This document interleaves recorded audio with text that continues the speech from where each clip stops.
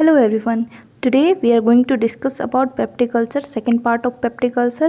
First part में हमने definition, symptoms, classification ये सारी चीज़ें देखी थी एंड सेकेंड पार्ट में आज हम लोग देखने वाले हैं diagnostic test and treatment. Treatment में हम दोनों चीज़ पढ़ेंगे, medical and surgical treatment. Okay, तो डायग्नोस्टिक टेस्ट पढ़ने से पहले एक बार क्विकली हम देख लेते हैं क्या होता है पेप्टिक अल्सर. सो पेप्टिक अल्सर हमने पढ़ा था कि पेप्टिक अल्सर क्या होता है, इरोजन हो जाता है. कहाँ? म्यूकोजल वॉल की इरोजन हो जाती है, आइदर इन स्टमक, ड्यूडेनम और इसोफेगस. अगर इन कहीं पे भी मतलब इन जो हमने पार्ट अभी डिस्कस किए इन पार्ट में कहीं पे भी अगर इरोजन हो रहा है तो उसको हम पेप्टिक अल्सर कलेक्टिवली कहेंगे. ओके, और लोकेशन के बेसिस पे अगर हम डिफाइन करें, अगर इसोफेगस में हो तो इसोफेजियल अल्सर कहेंगे, अगर स्टमक में हो तो गैस्ट्रिक अल्सर कहेंगे, और अगर ड्यूडेनम में हो तो इसे ड्यूडेनल अल्सर कहेंगे. लेकिन कलेक्टिवली अगर हम बात करें तो इसको हम क्या बोलेंगे, पेप्टिक अल्सर. ओके, तो क्या क्या डायग्नोस्टिक टेस्ट होंगे? सबसे पहले हम यूरिया ब्रीथ टेस्ट करते हैं. यूरिया ब्रीथ टेस्ट मतलब इसमें क्या करते हैं कि हम कुछ सर्टेन टाइप की कैप्सूल्स पेशेंट को देते हैं खाने के लिए, और खाने के बाद क्या करते हैं कि पेशेंट जब भी उसको खाता है तो उस जो कि यूरिया मतलब यूरिया प्रोड्यूस करती है वो टैबलेट, अगर पेशेंट उसको खाता है, खाने के बाद अगर बैक्टीरिया जो हमने ऑलरेडी देखा है कि एच पाइलोरी जो होता है हमारा क्या होता है, कॉजेटिव ऑर्गेनिज्म होता है इसका, अगर ये बैक्टीरिया प्रेजेंट रहेगा तो वो बैक्टीरिया क्या करता है, जो भी हमने यूरिया लिया है उसको कार्बन डाइऑक्साइड में ये कन्वर्ट कर देता है, यानी यूरिया कैसा हो जाएगा, हमारा ज़ीरो हो जाएगा. इन केस अगर ये बैक्टीरिया नहीं प्रेजेंट है तो जो हम अगर ब्रीथ टेस्ट कर रहे हैं तो उसमें यूरिया की प्रेजेंस रहेगी. ऑल टोटल क्या कहने का मतलब है कि अगर यूरिया ब्रीथ टेस्ट हम कर रहे हैं और बैक्टीरिया प्रेजेंट है तो उस कंडीशन में हमें यूरिया की प्रेजेंस नहीं मिलेगी, और अगर यूरिया ब्रीथ टेस्ट हम कर रहे हैं और बैक्टीरिया एब्सेंट है तो उस कंडीशन में हमें यूरिया ब्रीथ टेस्ट पॉजिटिव देखने को मिलेगा. उसके बाद नेक्स्ट क्या है हमारा, एंडोस्कोपी. एंडोस्कोपी एक तरह से कह सकते हैं हम इंटरनली विजुअलाइजेशन के लिए एक हमारे पास टूल होता है कि इंटरनली कहाँ कहाँ पे अल्सर फॉर्मेशन हुआ है, कितने डिग्री का अल्सर फॉर्मेशन हुआ है, किस तरह के अल्सर फॉर्मेशन हुए हैं, उसको देखने के लिए हम एंडोस्कोप का यूज़ करते हैं जो कि इंटरनल विजुअलाइजेशन में हेल्प करता है.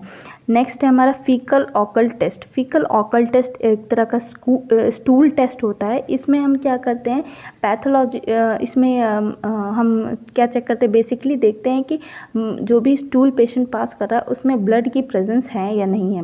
उस प्रोसीजर को टेस्ट करने के लिए हम कौन सा प्रोसीजर होता है, फीटल ऑकल्ट टेस्ट.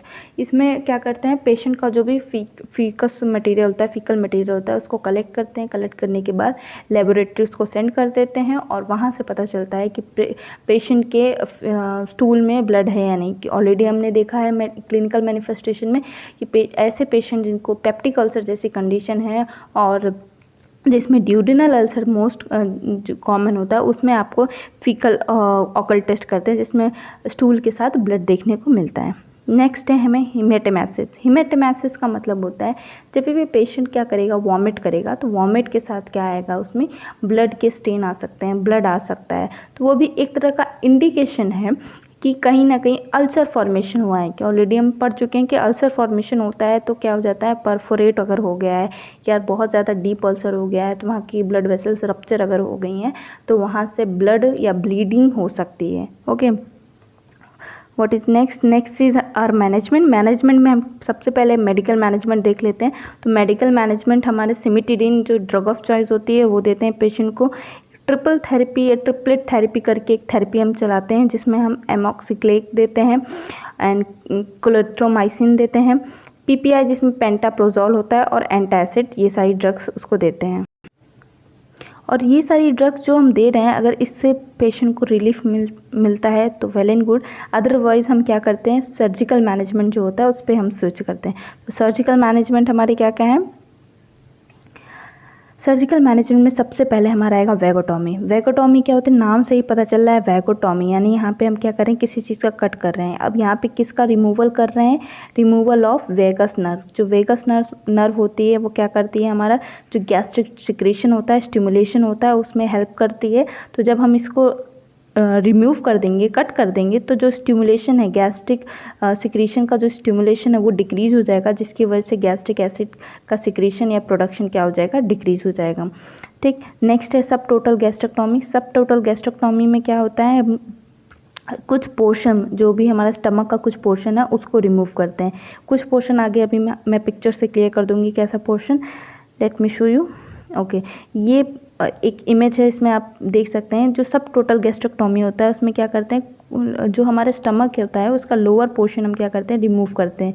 तो उसमें दो तरह का होता है, बिलरॉथ 1 और बिलरॉथ 2, दो तरह के प्रोसीजर होते हैं। बिलरॉथ 1 क्या होता है, बिलरॉथ 1 में हम क्या करते हैं, जो भी अफेक्टेड एरिया होता है उसको हम क्या कर देते हैं, रिमूव कर देते हैं। लोअर पार्ट ऑफ स्टमक का अगर अफेक्टेड एरिया है तो उसको हम रिमूव कर देते हैं, जिसको हम बोलते हैं गैस्ट्रोड्यूडेनोस्टोमी।